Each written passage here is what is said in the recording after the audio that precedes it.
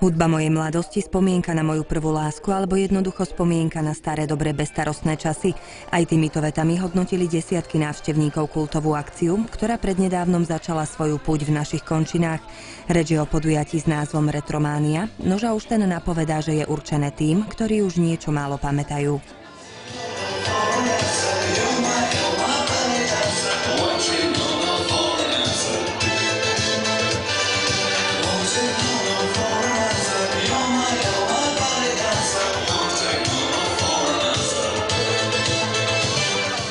Za vznik tejto akcie možno ďakovať najmä jubilantovi Julovi Krivušovi, ktorého hudbu vnímajúcej verejnosti netreba zvlášť predstavovať. Tento sympatický čerstvý 50-tnik chcel svoje narodeniny osláviť v úzkom kruhu priateľov. To však bol našťastie len jeho pôvodný plán. Oslovil totiž priateľa z rovnakého fachu Jána Halienu a ten povedal, že keď už sa má niečo robiť, nech sa to robí poriadne.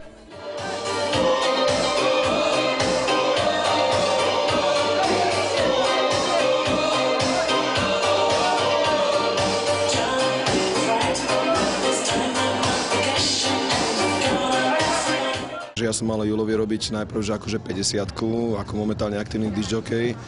No ale potom to bolo, že pozvime si tam nejakých kamarátov zo pár a nakoniec som povedal, že keď niečo budeme robiť, tak to budeme robiť poriadne. To znamená, že po organizačnej a technickej stránke som sa chopil tejto akcie. Výsledkom toho bolo, že prišlo nie zo pár ľudí, ale vrútocký podnik, kde sa všetko odohrávalo, bol 2 týždne pred akciou beznádejne vypredaný.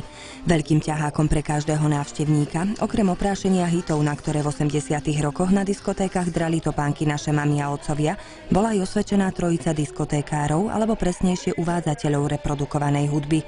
Tak sa totiž kedysi dnešným DJom hovorievalo. Najťažšie zo zvučnej trojice Julo Krivuš, Ján Haliena a Rudo Mišík to mal práve posledný menovaný.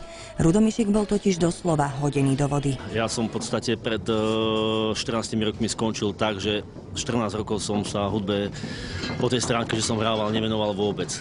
Ale bol som rád. Som rád, že sa zíde stará partia. Znamená, že ste sa nejakým spôsobom aj pripravovali, predpokladám.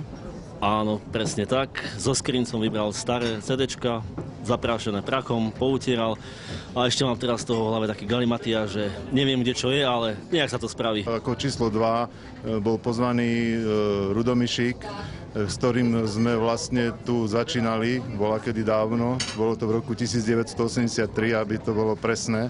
A bolo to aj také zaujímavé, lebo vtedy to bola na Slovensku rarita. Som rád, že je tu a že viac menej zaspomíname si spolu. A Jano Haliena ako tretí je vlastne ako Nestor ten ďalší, ale je akože najmladší z nás, ale je to taký, ktorý by som povedal, že patrí do tejto našej branže.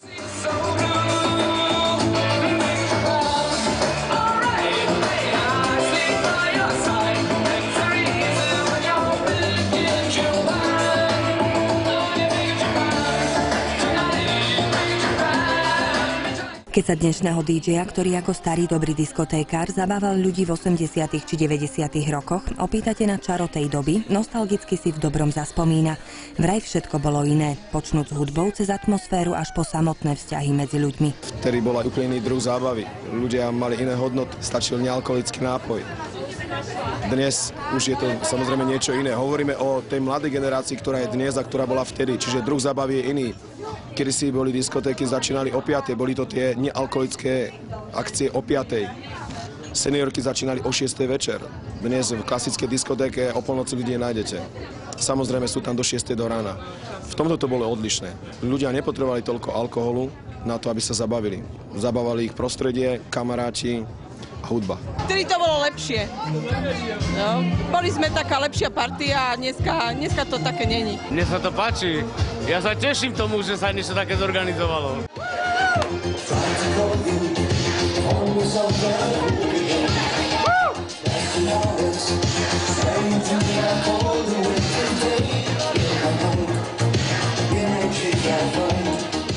Ťažko hodnotiť dneska. Dneska sa toho veľa zmenilo. Ak ste mladšie, určite vnímate, že tá diskotéka sa myslím, že dostala do takej formy ako viacej mixovaná. Mne osobne vadí málo hovorného slova. My sme vtedy, ako mne to veľmi chýba, pretože ten kontakt s tým publikom by mal byť aj kultivovaný, aj proste mne to chýba, áno. Akože toto, lebo dneska, keď vidím aj niektorých tých chlapcov, ktorí za prvé nevedia, čo majú do toho mikrofónu povedať, ani mixujú to hlava, nehlava, ako sa mi to zdá také neosobné. Mr. Marian Gold, trio Alphaville a pesnička práve z 80 rokov.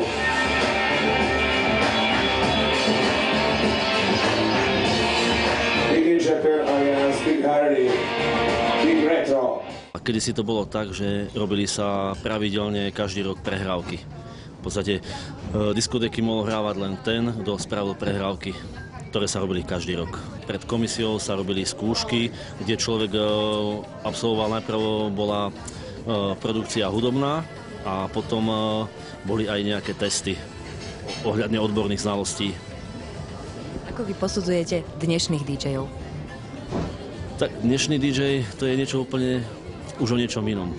Kedysi bol ten kontakt s ľuďmi ďaleko väčší. Dneska si myslím, že už to nie je len o tom. Ľudia na diskotéky sa kedysi chodili zabávať, stretnúť, pokecať. Dneska na tú diskotéku myslím si, že je to už o niečom inom. Nie je to už úplne o tej zábave.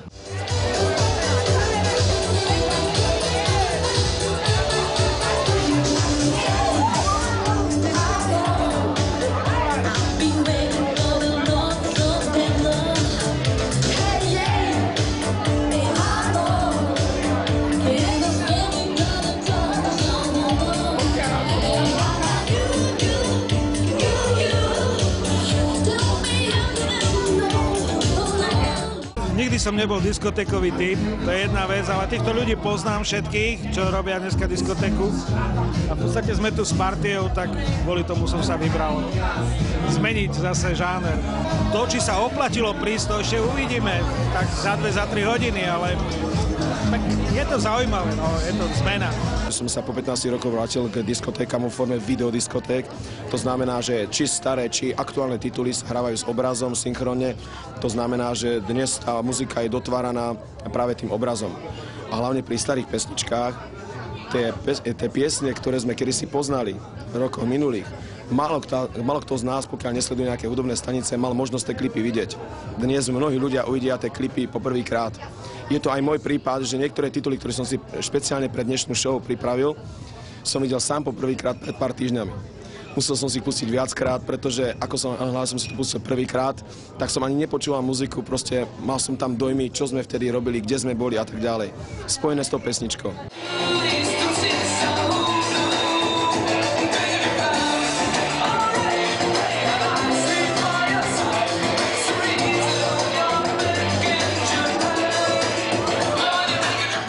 Je DJ-stvo také remeslo, ktoré sa dá zabudnúť? Ja viem, na čo narážate. Je to môj prípad, aj prípad chlapcov. Ja som chytil druhý dig, aj keď druhý hlas nie, lebo po včerajšej akcii, ktorú sme mali vo Zvolenie, tak som ten hlas strátil. Ja dúfam, že ešte dnes ho niekde nájdem a využijem ho. Ale je to ako bicyklovanie. Keď sa to človek naučí, tak to nezabudne. Samozrejme sú tu veľké rozdiely, hlavne technického rázu, aj repertoárovo. Kedysi neboli také možnosti v rámci pesničiek, v rámci zháňania muziky. Dnes naozaj, keď máte peniaze, kúpite si všetko. Technológia dokáže veľmi výrazne uľahčiť, ale nie spraviť za DJ-a prácu. To znamená, stále je tam to nadanie, stále je tam ten zmysel pre rytmiku, pre melodičnosť, pre vytváranie určitej nálady, postupnosti a tak ďalej. To sa nedá naučiť, to nikde nepíšu.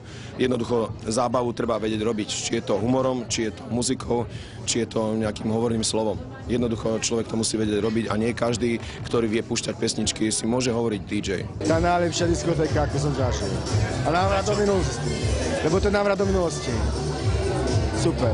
Na Retrománii sa po x rokoch stretli známe tváre. Tie, ktoré kedysi robili dobrú muziku s tými, ktorí ju diskotékárom vedeli oplatiť kvalitnou a nefalšovanou zábavou. Aj odozva od ľudí, ktorí prišli a ktorí sa zabávali naozaj ako nás roční, je dôkazom, že tento druh podujatia pre túto generáciu v našich podmienkach chýbal. Je podobné podujatie, ktoré je však o generáciu mladšie. Teda pre mladšiu generáciu trošičku. Zahrajú sa tam pesničky od roku 1990 po rok 2000. My sme išli minimálne o 5 rokov rokov naspäť. To znamená, sú naozaj časy, kedy sme začínali v klube mládeže ZTS ROH, dnešný Strojár. Tam to všetko začínalo, tam tá partia Milana Lasáka, Jana Farského, Silvy Hamzovej, ktorá tu pred chvíľočkou šla. To sú tí ľudia, ktorí tam boli. Samozrejme, odtiaľ vyšli známe mená, Bohuž sa tam dal dokopy s týmakmi, je tu Ivan Válek z týmu. Vlado Balko, známy režisér, Rastio Piško, bol som s ním včera, chcel sem prísť, len vravel, že 5. deň oslavuje 50, že toto by už dnes nezvládol, pretože by tu toľko ľudí známych stretol, že asi by to neprežil. On sa toho normálne tešil sa a bál sa. Že jednoducho stretne tu toľko známych tvári, o čo nám šlo, že jednoducho to bude pre neho ťažké. Takže v mene jeho taktiež pozdravíme všetkých, ktorí sem dnes prišli. Tak tieto podujatia sa nerobia až v takom rozsahu, okrem iného podniku z Martina. Takže som to celkom uvítal ako pozitívnu reakciu. Chýbajú takéto akcie v Martine? Samozrejme. Zase keby ich bolo moc často, by to tiež nebolo moc dobré. A prečo sedíte? Prečo nie ste na parkete? Ešte stále ladím formu.